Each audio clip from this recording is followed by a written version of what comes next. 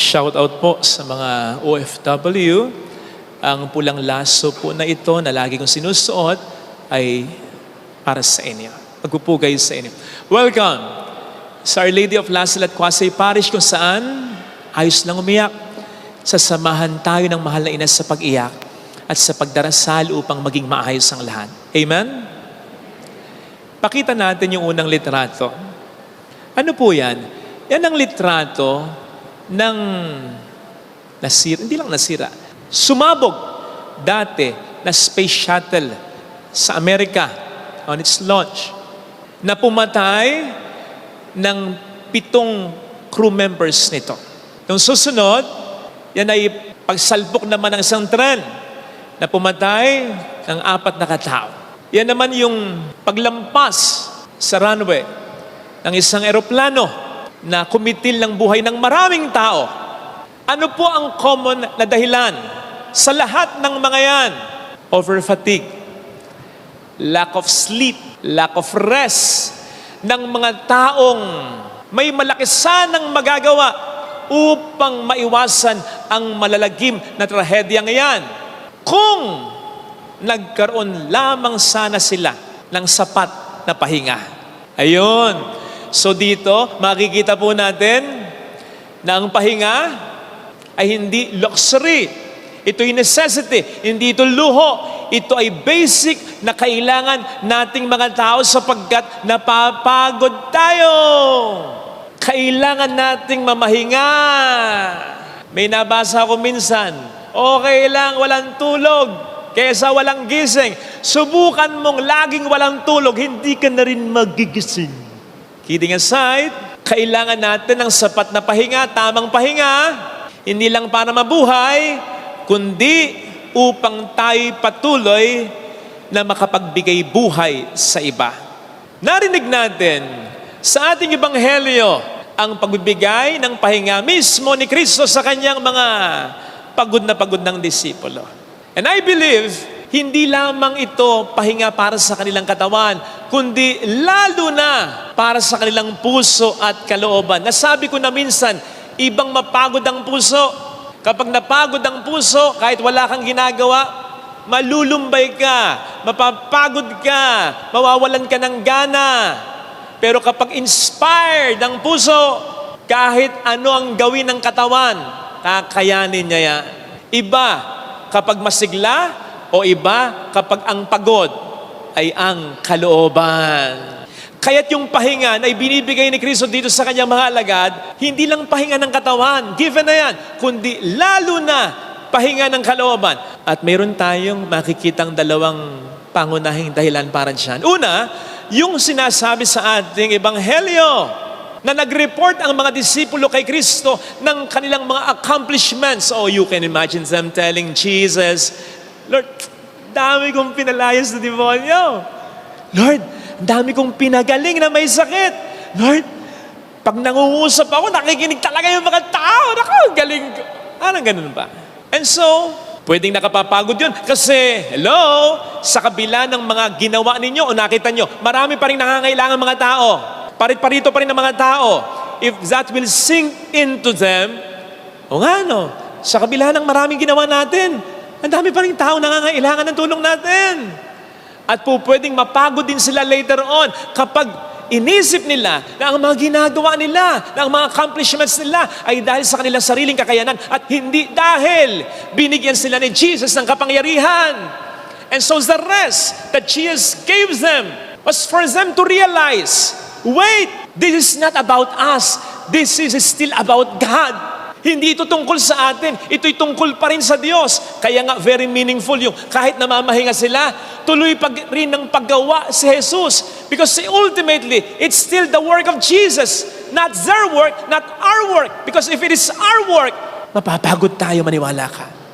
Sa dami ng ating magiging work. But it's the work of Jesus. At yun ang makapagbibigay sa atin ng pahinga.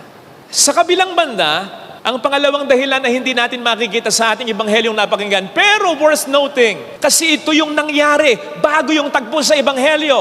At ano yon? Yung mga preceding verses ay about the death of John the Baptist. Pinatay ni Herodes si Juan Bautista na hindi iba kay Kristo at sa mga alagad niya. In fact, yung ibang mga alagad ni Kristo, dating followers ni Juan Bautista.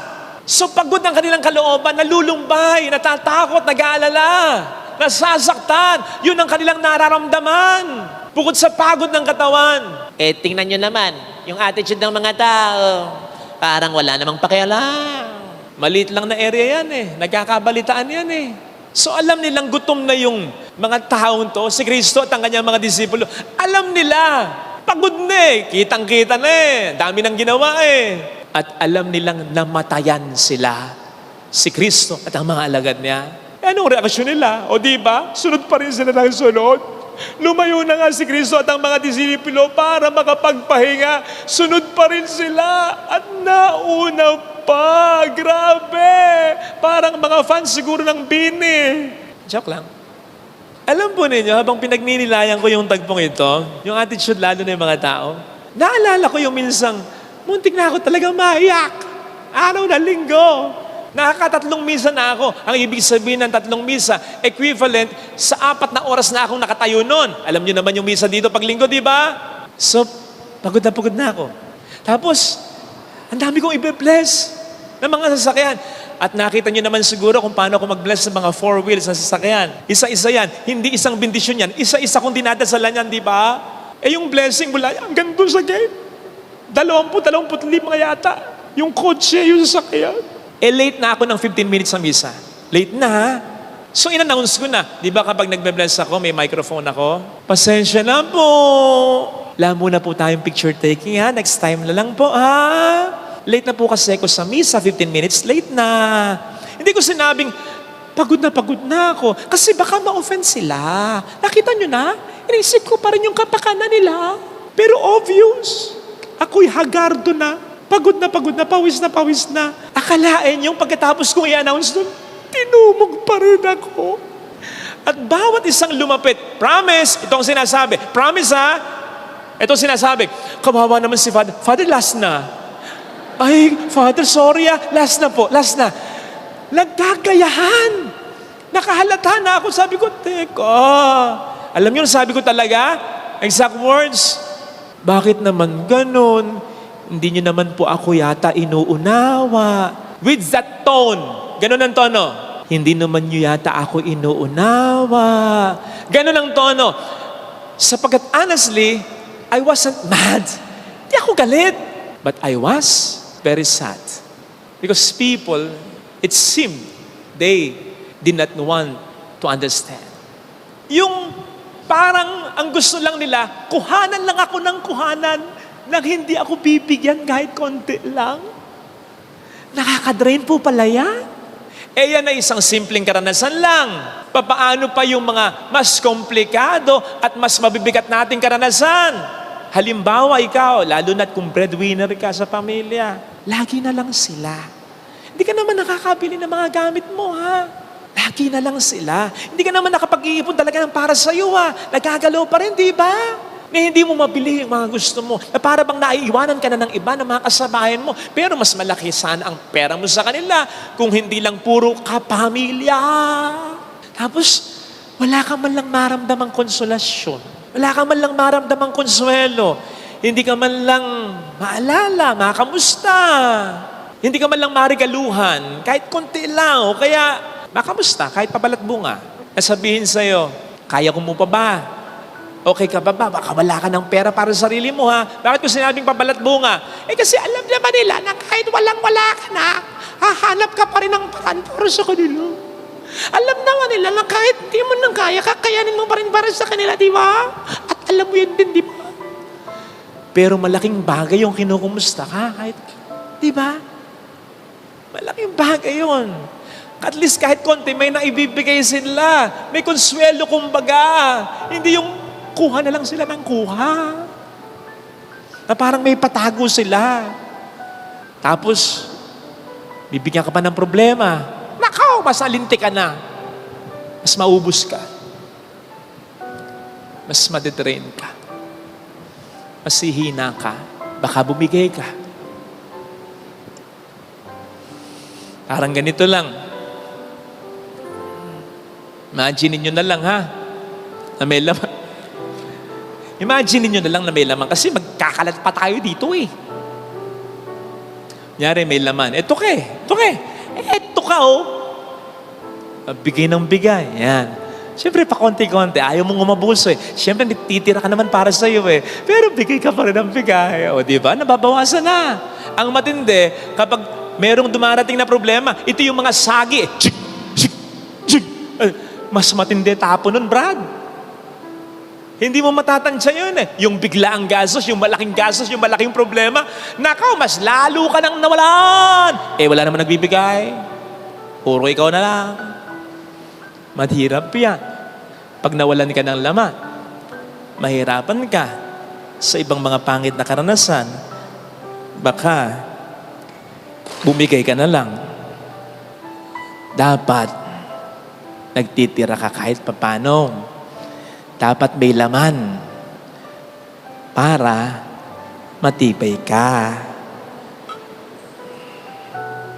Charan.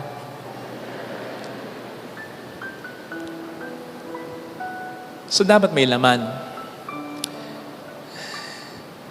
Hindi ko naman pwedeng sabihin magtira ka. Hindi ka naman kasi magtitira eh. So dapat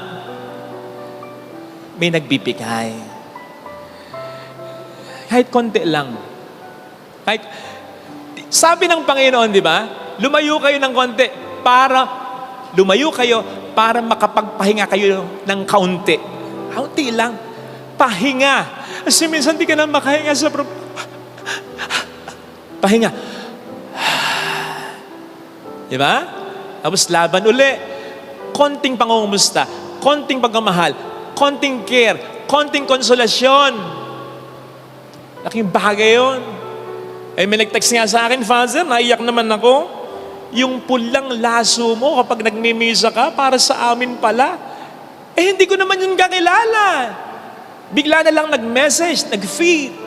Eh, isipin mo kung ang magsasabi nun, paminsan-minsan. Yung mga dahilan kung bakit nawawalan sila. Salamat po sa sakripisyo nyo. Salamat po. Bangko man kapatid, malulugi din kapag puro withdraw ang tao at hindi nagdideposito. Ang hirap ng pakiramdam kaya nung ikaw na lang yung tangi niyang inaalala pero para sa kanya parang wala kang pakialam. Nevertheless, hindi nyo man makuha sa mga taong inaasahan nyo yan, kayo mag-alala. Sapagkat may isa pa na mas mahalaga. Nakita nyo sa Ebanghelyo, kahit walang pakialam yung mga tao sa mga disipulo, may pakialam si Kristo. Bago siya nahabag sa mga tao, nahabag muna siya sa kanyang mga disipulo. Mamahinga kayo. Sinasabi sa ating salmo, mag-aapaw ang ating mga cups, ang ating mga kalis, bibigyan niya tayo ng pahinga sapagkat siya ang nakakaalam ng iyong mga paghihirap para sa iba, para sa pamilya. Di ba sabi niya, kahit isang basong malamig na tubig lang ang ibigay mo, nakikita niya, eh hindi lang naman isang basong tubig na malamig ang binibigay mo, buong buhay mo, binibigay mo. Alam niyang walang natitira sa iyo. Kaya siya ang magpupuno sa iyo. Bibigyan na tayo ng pahinga. Paparamdam niya sa atin, nakikita niya ang ating mga ginagawa. At pangalawa, ipaparamdam niya sa atin, it's still about me, it's not about you. Nakikipagtulungan ka lang sa akin. Ako pa rin ang magpapabago sa buhay mo, sa ugali ng asawa mo, sa ugali ng anak mo. Ako pa rin ang magtataguyod sa pamilya mo. Ako pa rin ang mag-aalaga sa mga magulang mo may sakit. Ako pa rin. It's not about you, it's about me. So easy ka lang. Gawin mo lang ang makakaya mo. Ako ang bahala hanggang sa huli. Ito sana ang hilingin nating biyaya sa banal na misa. Kasi makakahinga tayo ng ganito eh. Realizing that God recognizes kung ano maginagawa natin and realizing that God is there to back us up. Susuportahan niya tayo sapagkat ginagawa natin ang gawain.